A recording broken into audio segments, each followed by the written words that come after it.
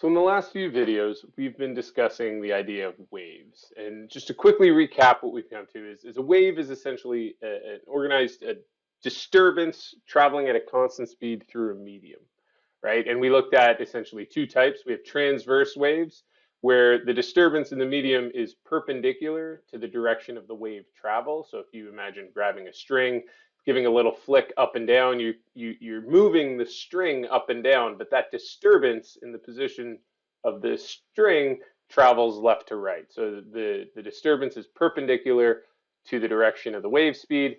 That is what we call a transverse wave. The other type of wave would be longitudinal waves, where if you imagine a spring or a slinky, if you were to hit or push or pull along the slinky, you would kind of create these compressions that would, so the spring would actually be traveling left and right and shaking this way as that disturbance traveled left and right as well. So that's when the disturbance is in the same direction, or the displacement is in the same direction as the wave speed. Um, we started then to focus on specific types of waves, essentially sinusoidal waves. So if that disturbance or the displacement is caused by something that's oscillating back and forth sinusoidally, and then we get these sine type waves. And if we look at a history graph, which is basically that displacement as a function of time, if we're looking at a single location in the medium, we see a sinusoidal type wave. The period being the distance between two crests, or how long in time it takes for the motion of that location to repeat itself. If you look at a snapshot graph, or the displacement as a function of position, so essentially a single time and a graph of the displacement of the entire medium, we again also see a sinusoidal wave, and the distance between crests, or the period in space over which that displacement repeats, is referred to the wavelength, and we use the symbol lambda for that. But mathematically, we've established essentially two ways of describing, two key sort of equations that describe this. The first one being the wave speed is equal to the wavelength times the frequency. So this was almost our definition of wavelength. It is the distance traveled over one period of motion. So we know the frequency is 1 over the period, so this essentially amounts to distance over time, and that gives us the wave speed. And the wave speed, this speed is sort of determined by the medium with which the wave is traveling through, whereas the frequency is determined by the source. So if you think back to this transverse string example, the wave speed is going to be determined by the properties of the string. You know, how tight is it? How heavy is it? That's going to determine how fast this disturbance travels through it. How fast this disturbance goes up and down, or how fast it's oscillating, is determined by the source of the wave, i.e. what's causing the disturbance. How fast your hand shakes up and down determines how fast that frequency is. And then ultimately, our mathematical model that describes that disturbance is as a function of position and time. We derived as A sine kx minus omega t plus phi naught, where k is our wave vector or wave number, omega is our angular frequency, and phi naught is our phase constant that allows us to sort of describe sort of arbitrary initial conditions. And with that, we're in kind of a good place to describe all the waves that we're going to discuss. And what we're going to do now, and for the remaining lectures in this course, is essentially look at some really interesting phenomenon that results from these waves that has to do with things like interference and things like that. So to move into that, let's think about what happens with particles when we have, say, two of them. And so if you can imagine two pitching machines throwing baseballs across each other's path, and when they get to the same location, what happens? Well, these two objects can't occupy the same space at the same time, so they hit each other and they bounce off and go in another direction. This is clearly very different from what happens with waves. If you think about sound waves, if there's two speakers in a room both playing music, the sound waves that would travel from those speakers don't hit each other and bounce off. They just go straight through each other, and they can both exist at the same place at the same time. And ultimately, this can cause some really interesting things, effects.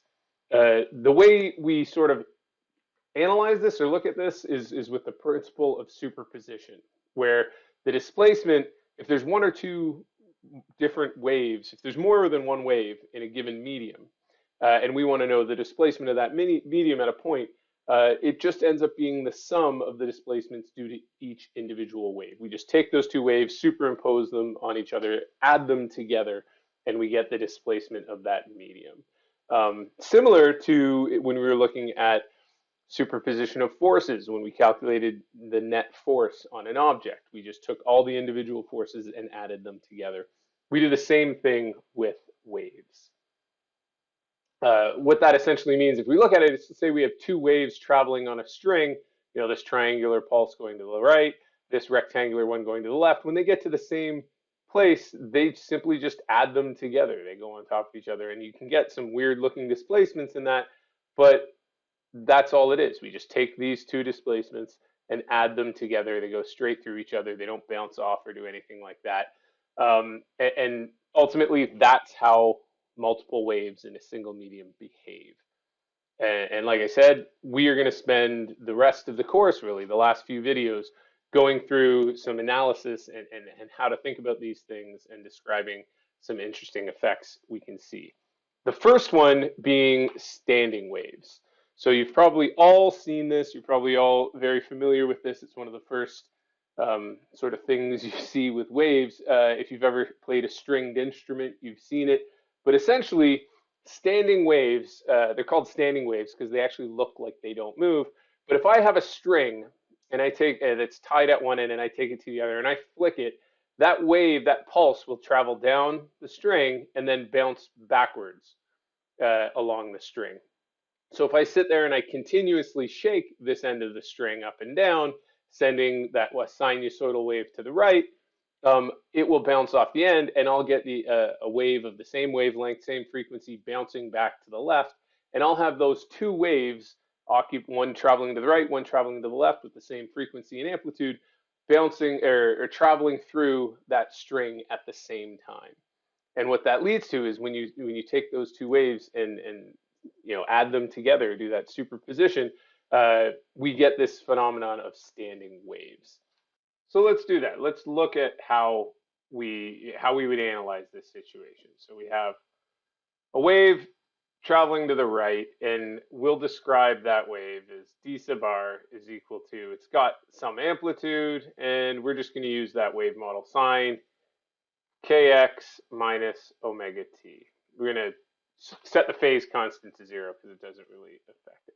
Now that's, this is on that string, say, that's fixed at both ends. So that wave travels this way, and then we have the reflected wave bouncing back. We're going to call that one the displacement to the left. That wave's traveling to the left. It's going to have the same amplitude, and it's just a reflected wave, so it's going to have the same wave number and wave vector, but we're going to have plus omega t because this one's traveling to the left instead of the right, and that sign sort of indicates the direction of that wave. Now, if we want to sit here and think about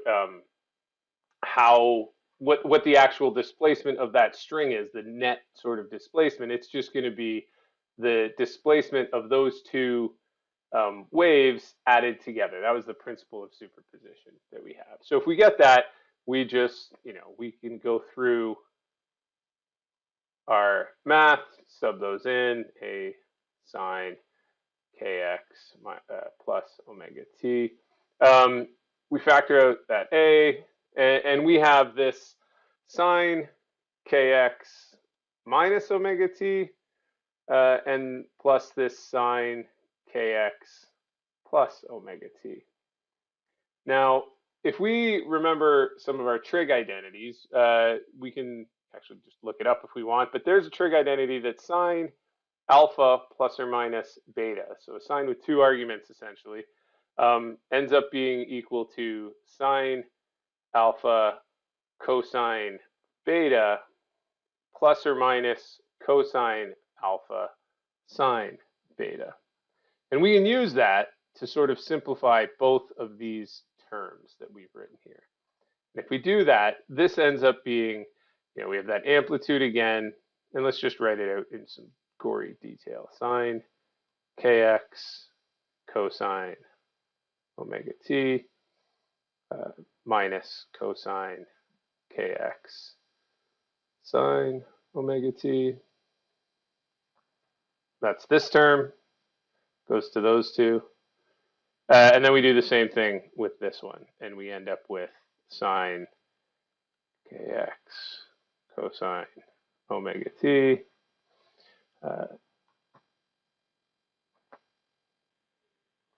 plus cosine kx sine omega t. What we see is, because of this sign difference here and here, this term cancels with this term. These two terms are the same, so this all ends up being just 2a sine kx cosine omega t, right? And that's what the displacement in the string ends up being. And if you look at it, we've kind of separated out the time variable and the position variable into sort of two different functions. So what we have here is, if we take this whole term here, that is just some function of position. We'll call it a of x. And this is cosine omega t. So the displacement in that string looks an awful lot like what we had for a harmonic oscillator, where we have, if we pick any position on that string, right? So we have some string that's fixed at the extent. We pick some position, call it x1. That's going to have some amplitude that's determined by this a of x, this sine kx, and it's just going to oscillate up and down with its given omega angular frequency. And it turns out that this a of x looks like a sine function. So it's going to go something like this. And we're just going to have the string oscillating up and down. And it doesn't actually look like the disturbance is traveling left or right, because it's just, we're going to have this thing going up and down in the same spot, the same height.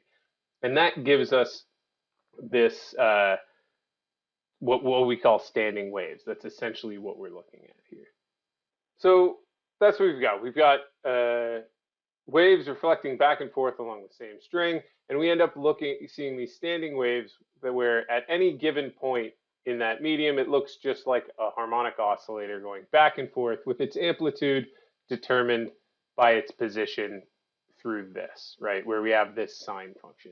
It turns out you can explain a lot of how instruments work. So why certain instruments play a given note has to do with sort of the geometry of that instrument, right? So if we think about a standard string instrument, so I have a guitar string, say, that I fixed at both ends, and it has a length L, right?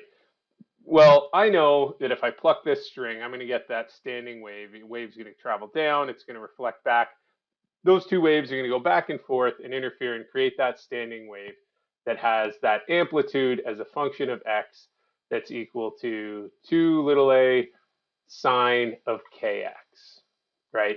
But we can sit here and we can say, all right, at x equals 0, I've clamped this down, and at x equals L, I've clamped this string down, so I've forced the displacement at those two positions to be 0. So I know that a at x equals 0 is equal to 0. Well, that's pretty obvious. If I plug in sine of 0, I get 0, so that's almost a trivial answer. But if I look at the other, what we would call boundary condition, where at x equals L, I set that equal to 0, well, that amplitude is 2a sine k times L, right? And the only way this can be 0 is if this sine term is equal to 0. So this tells me that sine k of L has to be equal to 0. And if I think about sine as a function of x, if I plot sine of x, it looks like this.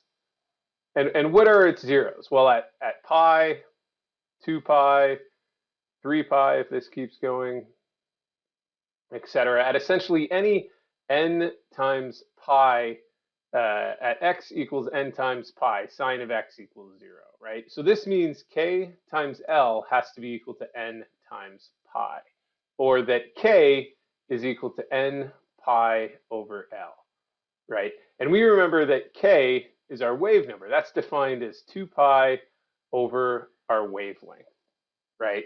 So that has to be equal to n pi over L. What is this telling us? Well, this is saying that this fixing the geometry of that string and forcing the boundaries to have zero displacement at those things is only allowing a certain wavelength to be excited on that wave, on that string. And what that means, if we solve for the lambda, the wavelengths that are allowed, given this equation, we have 2L over n, right? Where n is equal to 1, 2, 3, 4, some integer value, or some whole number, I should say. So we've fixed, by sort of fixing the geometry of our instrument, we've determined what wavelengths can be excited well on that string, and that's going to tell us what the note that we play, right? We still have that wave speed is equal to lambda times f. By fixing the geometry, we've kind of fixed what that wavelength is. The tension in the string and then the properties of that medium tell us what the wave speed is. So the frequencies that are allowed to be excited are just going to be v over lambda. And that's how we can sort of design our instruments to play the note we want. We fix the geometry so that only certain wavelengths allowed. We tighten our string or use certain materials that give a certain wave speed, and we can have that frequency. Visually, what this all looks like is, well, what happens for the n equals 1? Well, that means the wavelength is equal to 2 times L. So that wave would look something like this, right? Obviously, there's no string here, but we'd have that standing wave with a wavelength of twice the length of that string. That's for n equals 1. What about n equals 2? Well, then in that case, the wavelength is equal to the length of the string, and this is going to look something like this. And we're allowed a full, we've fixed it so a full wavelength sits in that string, right? And so on and so forth. If we go to n equals 3, well, then we have 2/3 of a wave, the wavelength is 2/3 of the length of the string, and it looks something, see if I can draw this one well, something like this.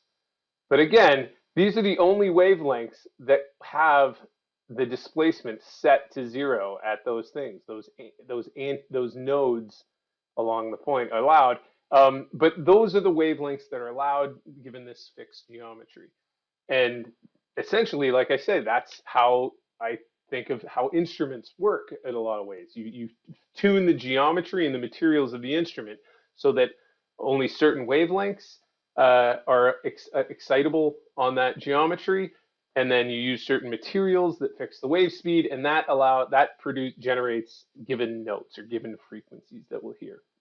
If you think about wind instruments or like that, we essentially have some tube where air is, a sound wave in that tube resonates back and forth, and if we fix the end, so it's a closed tube, say, what we're doing is we're imposing a boundary condition on the end of that pipe, so that the displacement, the displacement of that end can't change. We've imposed the same sort of nodes at the end, and we get the same wavelength type excitations in that string. If you have an open-ended pipe, it's going to have a different boundary condition that forces it to have sort of an antinode or a large amplitude at the end of that pipe, and that is going to result in different wavelengths being excited. And if you look at pipes that are either closed at both ends, open at both ends, or one end open or one end closed, you get these sort of different allowable wavelengths that, if you go through the math, has similar type relationships to the ones we just derived for the wave on the string. But again, the geometry of that instrument determines the wavelengths allowed, which would then determine the frequencies of the notes that are played. That's essentially standing waves. That's where they come from. Again, we're just superimposing multiple waves in the same medium. And with standing waves, you have waves reflected back and forth in the same medium, so they have the same frequency and wave number. And then when you do the math and go through that, you end up having what looks like just simple harmonic oscillation at every point in the medium, and you get these standing waves. Again, we'll discuss this more in our synchronous sessions, If you have any questions, feel free to email me and we can talk then.